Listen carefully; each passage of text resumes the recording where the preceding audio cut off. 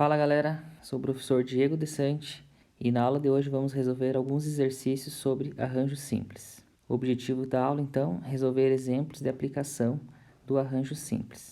Vamos ao primeiro exemplo. De quantas maneiras 6 pessoas podem sentar-se em um banco que tem apenas 4 lugares? Bom, basicamente pelo princípio fundamental da contagem, imagine que você tem aqui um banco com 4 lugares. Você deve escolher 4 pessoas dessas 6 pessoas aqui possíveis de se sentar nesse banco, certo? Então, pelo princípio fundamental da contagem, temos 6 possibilidades para a primeira posição, 5 possibilidades para a segunda posição, 4 possibilidades para a terceira posição e 3 possibilidades para a última posição, certo? Então, temos aqui como resultado 6 vezes 5, 30, 3 vezes 4, 12, 30 vezes 12, 360. Bom, o que significa esse 360? Ele é o arranjo de 6 tomados 4 a 4. Tudo bem? Nota então que a sequência A, B, C e D, são as 4 pessoas sentadas nessa ordem, é diferente da sequência B, A, D e C, por exemplo. Tranquilo? Bom, outra forma de você calcular esse arranjo, então, é utilizando a expressão arranjo de 6 tomados 4 a 4 é igual a 6 fatorial dividido por 6 menos 4 fatorial. Portanto, temos aqui 6 fatorial dividido por 2 fatorial. Desenvolvendo 6 fatorial, então 6 vezes 5 vezes 4 vezes 3 vezes 2 fatorial dividido por 2 fatorial. Simplificando os 2 fatoriais aqui, temos então 6 vezes 5 vezes 4 vezes 3, que dá 360 modos de sentar-se. Essas 6 pessoas em um banco que possui 4 lugares. Tudo bem? Tranquilo? Vamos ao exemplo 2. O exemplo 2, basicamente, aqui é manipulação da fórmula de arranjo, certo?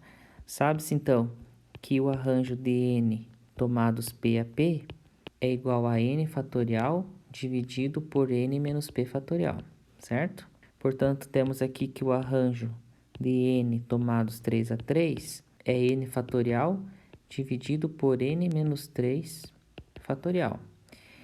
E o arranjo de n tomados 2 a 2 é igual a n fatorial dividido por n menos 2 fatorial. Então, efetuando as substituições na expressão, temos aqui no numerador o arranjo de n tomados 3 a 3. Portanto, temos aqui n fatorial sobre n menos 3 fatorial. E no denominador é o arranjo de n tomados 2 a 2. Portanto, temos n fatorial sobre n menos 2 fatorial. Isso deve ser igual a 4.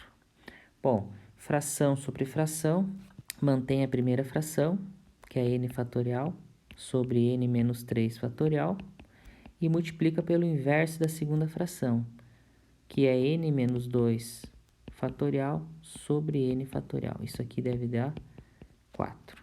Simplificando, então, o n fatorial do numerador e do denominador, obtemos aqui, então, n menos 2, obtemos n menos 2 fatorial sobre n menos 3 fatorial igual a 4. Bom, o n menos 2 fatorial é um número maior do que o n menos 3 fatorial.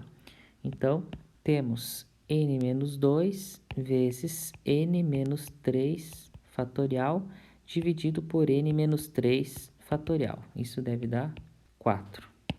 Simplificando, então, o n menos 3 fatorial, temos n menos 2 igual a 4. Portanto, temos n igual a 6. Tranquilo? Muito bem. Vamos ao exemplo 3. Um clube tem 30 membros. O conjunto possui 30 elementos, certo? A diretoria é formada por um presidente, um vice-presidente, um secretário e um tesoureiro. Então, basicamente, vamos formar aqui uma sequência de 4 elementos utilizando o conjunto que possui 30 elementos. Então, essa que é a ideia de arranjo. Então, temos aqui o arranjo de 30 tomados 4 a 4. Muito bem. Se uma pessoa pode ocupar apenas um desses cargos, de quantas maneiras é possível formar uma diretoria? Bom, basicamente, então, você deve escolher 4 pessoas para formar essa diretoria, dentre essas 30 pessoas do clube. Bom, suponha que dentro dessas 30 pessoas, nós temos aqui João, Paulo, Diego e Edson. Tudo bem? Então, suponha que temos essas 4 pessoas nesse grupo de 30 membros do clube. Então, note que o resultado João presidente, Paulo vice-presidente, Diego secretário e Edson tesoureiro, essa sequência é diferente se, por exemplo, o Diego for presidente, o João for vice-presidente, o Edson for secretário e o Paulo for tesoureiro, certo? Então, mesmo que essas sequências possuam os mesmos elementos, são resultados diferentes. Essa é uma característica do arranjo, certo? Então, João ser presidente é diferente do Diego ser presidente, certo? São resultados distintos, tá?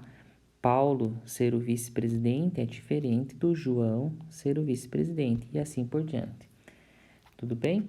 Então, basicamente, para calcularmos, então, o arranjo de 30 tomados 4 a 4, você faz da seguinte maneira. Então, o arranjo de 30 tomados 4 a 4 vai ser 30 fatorial dividido por 30 menos 4 fatorial.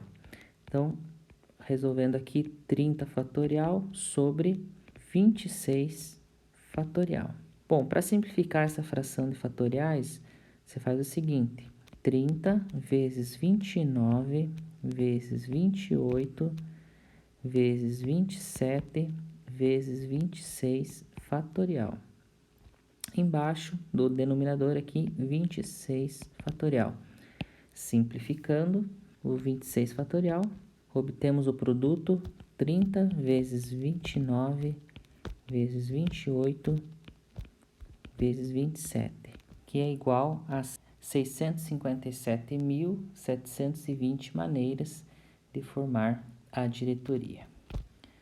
Tudo bem, pessoal? Tranquilo? Bom, o bizu aqui, para você não precisar usar a fórmula do arranjo, basicamente é você perceber que o arranjo de 30 tomados 4 a 4, pelo princípio fundamental da contagem, esse 4, que é o valor do P, vai nos indicar o número de fatores desse princípio fundamental da contagem, né? Então, começando com 30, então 30 vezes o antecessor 29, vezes o antecessor de 29, que é 28, e vezes o antecessor de 28, que é o 27. Por que eu paro aqui no 27 e não prossigo vezes 26, vezes 25, etc?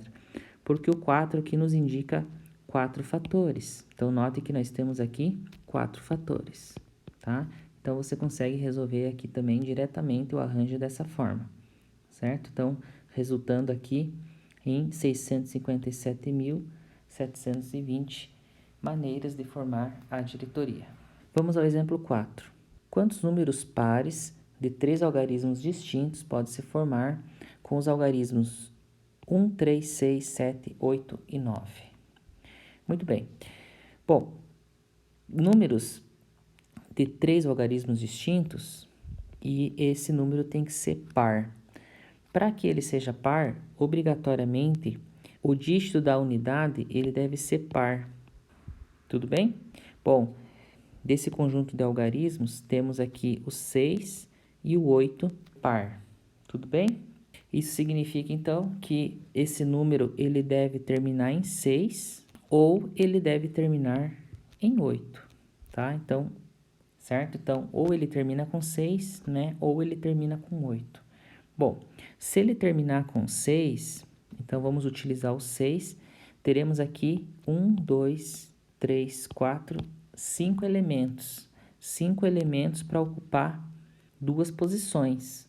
Portanto, temos aqui o arranjo de 5 tomados 2 a 2, certo? Então, isso aqui vai ser 5 vezes 4, que é igual a 20. Bom, temos então 20 números terminados com 6. Analogamente, para os números terminados em 8, vamos utilizar o 8 e sobra 1, 3, 6, 7 e o 9 para ser disposto nessas 2 posições, certo? Portanto, temos aqui também o arranjo de 5 tomados 2 a 2. Portanto, temos aqui 5 vezes 4, que é 20. Portanto, temos aqui 20 números terminados em 8. Então, note que esses 3 algarismos, eles são distintos, tá? Então, por isso que, uma vez utilizado o 6 na unidade, eu não posso utilizar o 6 na dezena e nem na centena, tá? Mesma coisa, o número terminado em 8, tá? Então, uma vez usado o 8 na unidade, não pode ser utilizado na dezena e nem na centena, tudo bem? Porque queremos 3 algarismos distintos. Esse ou, então, nos indica uma adição, certo? Portanto, temos, então, 20 mais 20 igual a 40 números pares de 3 algarismos distintos, tudo bem? Então, utilizando a ideia de arranjo, você poderia resolver esse exercício dessa forma. Bom, mas eu poderia utilizar o princípio fundamental da contagem também. Veja, a decisão mais restrita a ser tomada nesse exemplo é a escolha do algarismo que vai ocupar a casa das unidades. Por quê?